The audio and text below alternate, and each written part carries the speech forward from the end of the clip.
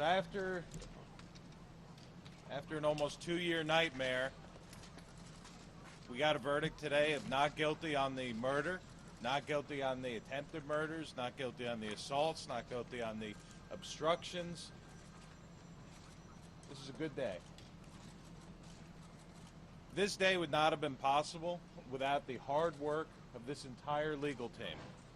Yeah, this is not just Mr. Mukasey and myself. We had Kelly Wilson, who put in tremendous hours. Catherine Deist, who's not here today, who also put in tremendous hours. Because she's 8.5 months pregnant. Yes. We also have our military counsel, Major Nelson Candelario, and Lieutenant Greg Giannone. And, of course, Commissioner Bernie Carrick. Tremendous team effort on behalf of Eddie Gallagher, and we're very happy with the result. Unfortunately, the sentencing hearing on this photo charge is going to continue until tomorrow morning, so while the jury is still going to be deciding that, we can't get into a whole lot of detail about a lot of things, but we're very happy with where we are right now. Did we hear from Chief Gallagher at all at this point?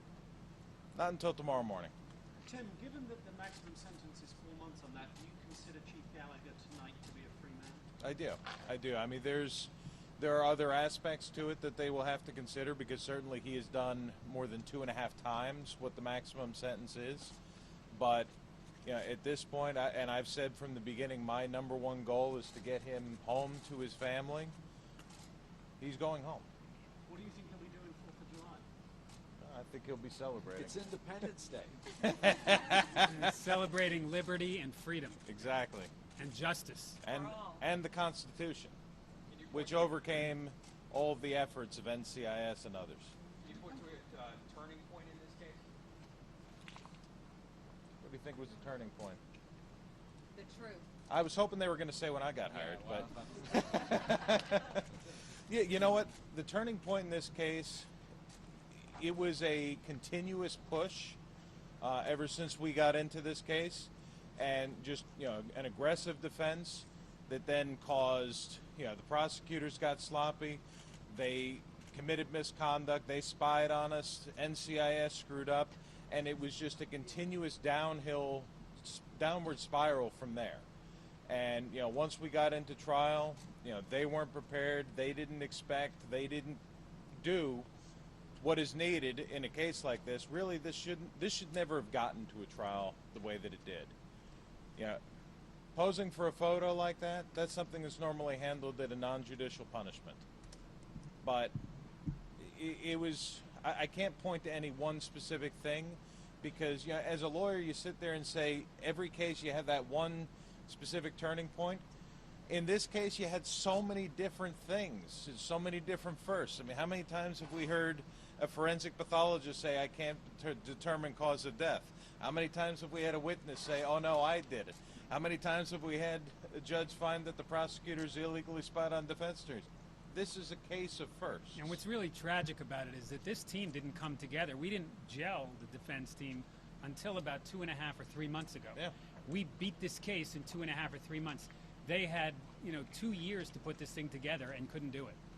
Ginger? Tim, what do you think the Navy needs to learn from this case as far as their justice system? I don't know. I don't know that we have enough time. I could go on all night on that. What the Navy needs to learn is that before they charge somebody, they do a proper investigation. They make sure that they actually have evidence before they go forward. They used to do much more involved Article 32 proceedings to make sure that there's probable cause before going forward.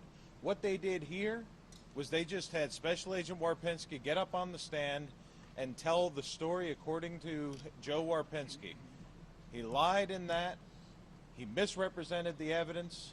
He misrepresented what kind of investigation he did. And then Big Navy went forward with a case that should never have gone forward. I think that there are so many lessons learned from this case, from the way that they do investigations, the way they do prosecutions. I think that the Navy leadership and the leadership of the JAG Corps and NCIS really has to, and the command. And that's the other thing, the command, which is the ones that actually authorize Chief Gallagher to be arrested on September 11th that authorized his children to be taken out at gunpoint. And real quick, a story. Joe Gallagher. This is Eddie Gallagher's father, Joe. When Eddie Gallagher was first taken into custody, Joe came out here and he wanted to know why. And he wanted to know why his son wasn't being treated properly. And he went over to Coronado to ask that question. He was told by a member of the command, if you only knew what we knew. If you knew what we knew, you would know that he's never getting out of jail, and you wouldn't want him out either. It's a horrible thing to tell somebody's parent, especially in light of the fact that what did they know? We now know what they knew, which is nothing. So I think that the command, the JAG Corps, NCIS, they all have to take a good hard look at themselves and look at how they need to reorganize and redo business in the future. I think there's two other people that need to be acknowledged here right now who've been a rock and a foundation and an inspiration for the defense team, and that's Andrea Gallagher and Sean Gallagher, the Chief's brother, who've been steadfast in their support of the legal team and really inspiring to all of us. Andrea, can we hear from you about the moment that you stepped to the mic and tell us about the moment that you heard the not guilty verdict, what you were feeling? I mean, I was feeling like we're finally vindicated after being terrorized by the government that my husband fought for 2 decades in the war on terror. He's fought every major enemy of the United States. He is a righteous and noble individual, and his name has been smeared and slandered and dragged through the mud. And I think that this vindication, I hope, will be a lesson learned to everybody that we need to uphold innocent until proven guilty, due process, and we need to afford the benefit of the doubt to our war heroes who we send over there to fight these evils. I think this whole thing is disgusting. And I want responsibility to be claimed by Naval Special Warfare, especially Commander Rosenblum and Kelly Anderson, who are the ones that told my father and mother-in-law that. We now know that these lies have been exposed, and we're going to continue, my husband and I, Sean, and anyone who wants to come alongside of us, we are going to continue to fight for the war heroes of this country because we cannot take them for granted like this. What should happen to that leadership that failed? What should happen? I feel like Rosenblum should resign. I feel like Kelly Anderson, who was working directly with the prosecution this entire time, should be ashamed and embarrassed. You have probably the worst case that you could ever possibly dream up. People have told us if this was a movie, no one would believe it. Guess what? This is our real lives. Our children were taken out at gunpoint. My husband was snatched from a TBI clinic on September 11th. I think it was Mark Mukasey that said that's the definition of injury to insult. It's an insult to me. It's an insult to all of you, and especially Commissioner Carrick, who was there on 9/11. There's a reason that we started this war, and we need to finish it, and we don't finish it by throwing away our war fighters and terrorizing their family domestically. So I just want to thank our legal team. I want to thank you guys for getting the story out. I want to thank the American public. You cannot do this without the support of the American public who funded our legal defense because they knew that there was something not right about this. So we want to thank the American public. Andrea, tell us a little about the emotions you felt when the not guilty verdicts on all of those major charges came down. Just describe that. I felt vindicated for my husband. I felt that this is finally the moment that we've been waiting for, that the truth came out. You're talking a lot about the military justice system shortfalls. What will you be taking any action to implement the capital act, some of the things that We have a lot of actions that we'll be taking, so stay tuned. It's too many to go into right now. There's too many bad actors to recount. We just want to celebrate today and the victory that we have, and my husband being a free man. What do the coming days look like for you and your family? What do you have plans? They look like, I don't know. Yeah, freedom. Eddie Gallagher, how are you feeling today, Chief Gallagher? Can you speak to that? Happy and thankful. Yeah, I'm happy and thankful. Thank God and my legal team and my wife. Okay. I'm going to say one thing that I don't think it could be passed over.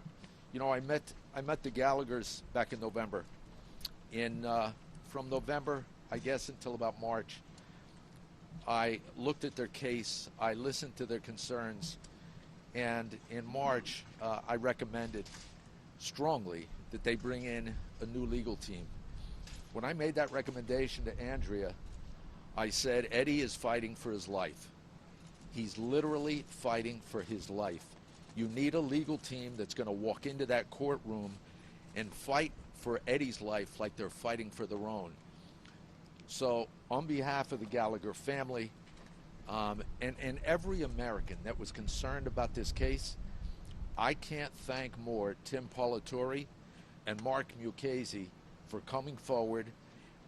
When I called Tim and told him they needed help, he got on the phone, he spoke to Andrea. Within 2 hours, Andrea called me and said, how do I get that guy on the team? And within a week, he was there. Volunteered his time, came forward, and they have worked round the clock relentlessly from that 3 months ago, 3.5 months ago until now. Mark Mukasey, who's a pretty busy guy, has some pretty important clients, accidentally almost sent me a text one Saturday morning and said, you know, I'm watching all this stuff going on with this case in California about this Navy SEAL Eddie Gallagher. He says it's a shame what they're doing. He had no idea I was involved with the family. He didn't know that I just got Tim Politori involved. I called Mark. I said, listen, they need help. He said, I'll drop everything I'm doing to help if I can, whatever you guys need. And I have to say, those two guys working with our military JAGs and Tim's team, this is the dream team. They've done something that nobody thought could be done, and they did it in 3 months. And I'll say this one last thing. As the person that was responsible for overseeing the rescue, recovery, the investigation of the World Trade Center, somebody that lost 23 of my own people on September 11, 2001, I remember when George Bush came to Ground Zero on September 14th, and he told me that the people that did this, the people that attacked the towers, the people that attacked America, they were going to be held accountable for what happened. And you know what we did? We sent people like Chief Gallagher into the Middle East to kill the terrorists. We sent them to the Middle East to take out the people that attacked our city. And that's why I'm here. When I heard this story, I thought it was outrageous. We can't go after the men and women that do the job that has to be done. Monday morning quarterback what they do, what they would have, could have, should have done. You know what? Let them do their job. Eddie Gallagher did his job. He's a hero. He's a hero in the eyes of every American that's followed this case, and I couldn't be more happy today. To Tim Politori and Mark Mukasey, job well done. Thank you. Kelly and Kat. Time at the mic. Can you talk about your team? Chief Gallagher, you served as a SEAL on a SEAL team. A little more tomorrow. More tomorrow. More tomorrow. Can you tell us? Thank you, guys. Thank you.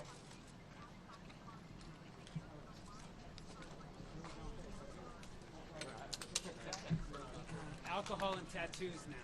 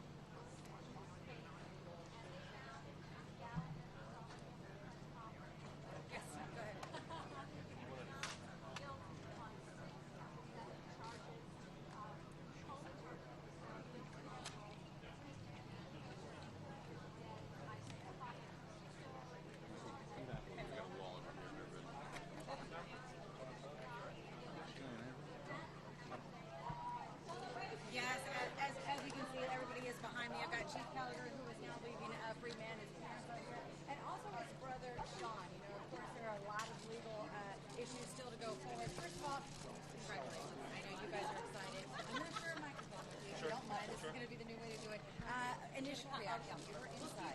Your dad